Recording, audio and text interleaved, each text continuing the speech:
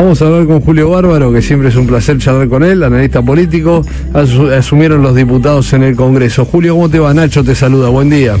Buen día, bien. Bueno, a ver, Julio, ¿qué conclusión sacaste de lo que pasó ayer y qué Congreso nos espera?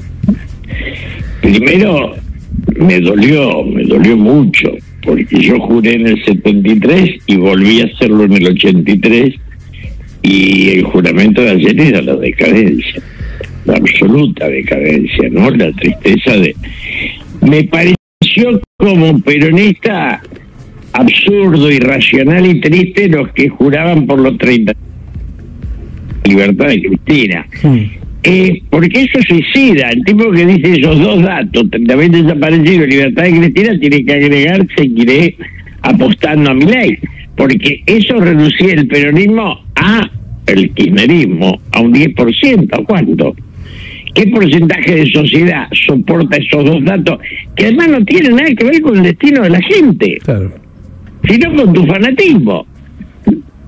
totalmente. A ver, Julio, ¿dónde se tiene que parar vos como peronista, dónde se tiene que parar o atrás de qué figura se tiene que parar el peronismo para hacer oposición de nuevo y fuerte? Porque hoy es una oposición recontra débil en cabeza de Cristina Fernández de Kirchner. Cristina, yo la veo presa, y está bien que esté presa, digamos, esto de que la justicia es falsa. Cristina es indefendible, los bolsos son reales. Si Muñoz se llevó 200 millones de dólares, el resto vos y yo lo imaginamos, chao, cerramos ahí. Fuera, sí.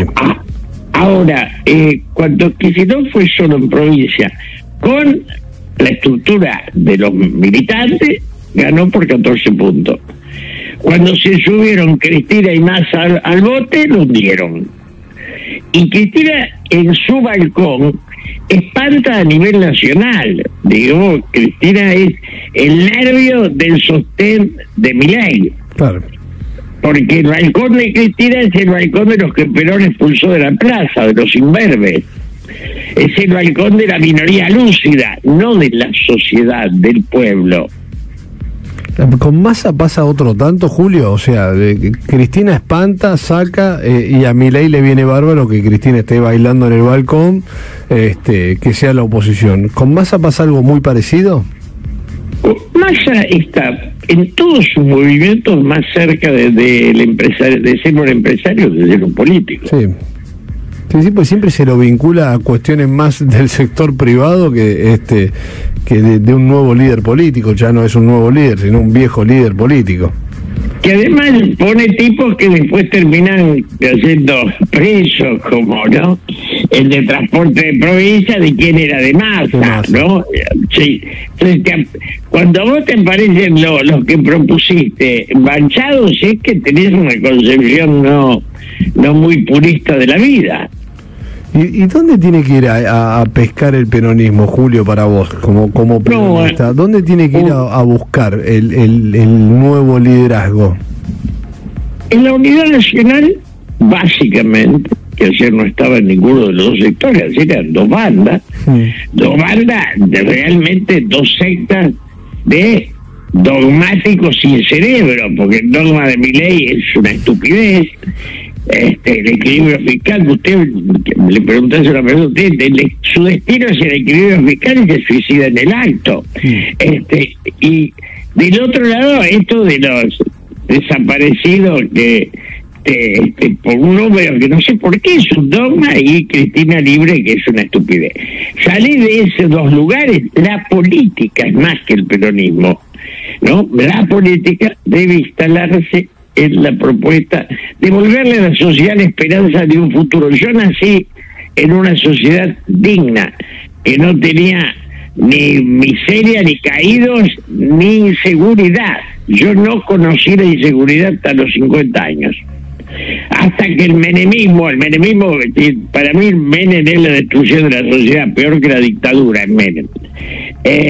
Menem destruyó el ferrocarril. ¿Por qué? Quedaron los pueblos vacíos. Para que te freno ahí, me gusta lo que estás diciendo. ¿Por qué Menem es la destrucción de la sociedad? ¿Por qué decís es peor que la dictadura?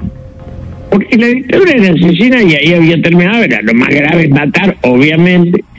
Cuando el menemismo viene, lo primero que hace es destruir el tren para vender los pedazos de vía. O sea, los pueblos que quedaban en ningún país del mundo se privatizó el ferrocarril, porque lo que la pérdida tiene que ser del Estado. Vendió todo lo que teníamos, y cuando terminamos golpeando los bancos porque los dólares que nos habían prometido por la venta no estaban, se los habían afanado. O sea, la destrucción que hace Menem Alfonsín peleó y no le fue bien, pero peleó, quiso trascender. Menem termina volando a Río Tercero para ocultar las armas que había vendido, hermano. Eso. Y ese menemismo es el que hoy se imita como gran proeza. La destrucción de lo que son partidos de herederos que vienen a vender lo que dejó dejaron los mayores. ¿Cómo juega Macri en todo este análisis político, Julio? Yo hablé mucho con Mauricio. Mauricio juega, digamos, sin pasión. Cuando él expulsó de al lado de él a Monzó y a Massot, estaba sacando a los que pensaban.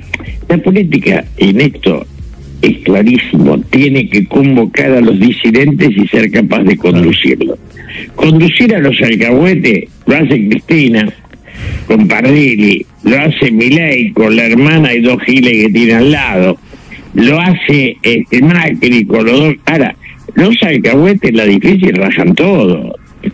Ritondo y Santini salieron corriendo, le mostraban una cuota de poder, porque no hay ideología, hay oportunismo. Claro. El partido del oportunismo lo tendría que presidir Daniel Scioli. Me parece importante que se funde. Sí, claro, tiene que ser el fundador, presidente y de por vida. Claro, el partido de los alcahuetes. La misma frase dijo para Menem, para Kirchner, para Macri, ahora lo dice para Milei. Hay que ser cara rota, ¿no?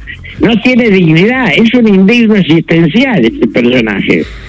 Sí. Creo que también ahí entra, Julio, ayúdame, pero entra de los peores de la historia en la política argentina, Scioli. Pero lejos, por robo, pero además sin una idea. Sí, viste, con lugares comunes, el futuro, ayudemos, empujemos. Sí, con fe y esperanza. Es un personaje de Woody Allen.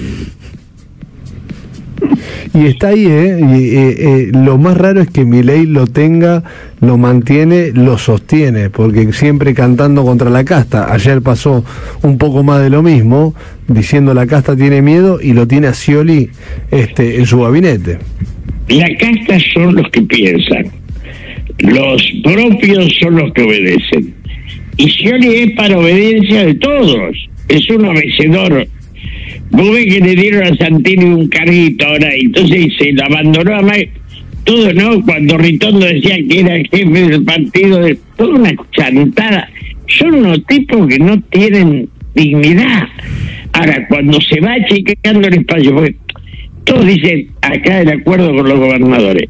Si no le dan a los gobernadores lo que necesitan para recuperar su provincia, no van a votar. Claro. Entonces, el acuerdo está pinchado de entrada. Los mandás a Santini a hablar boludeces, pero de ahí no hace nada. ¿Qué le va a decir Santini? Los conozco, los quiero. Y vos fíjate un detalle que yo planteo como de color.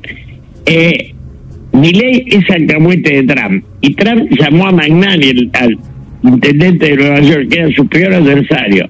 Con lo cual, en un gesto de alcahuetería que lo deshonra, tendría que llamar a Kicillof, Milei, ¿o no? Claro, sí, totalmente. Para imitar al jefe,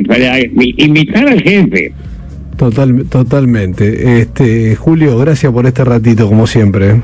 Gracias a vos. Dale, que estés bien. Julio Bárbaro, analista político. Bueno, ayer arrancó el nuevo Congreso, tratando de entender un poquito también cuál es la situación del peronismo, hablando de política en general con Julio Bárbaro. Siempre lindo escucharlo y ver cuál es su análisis.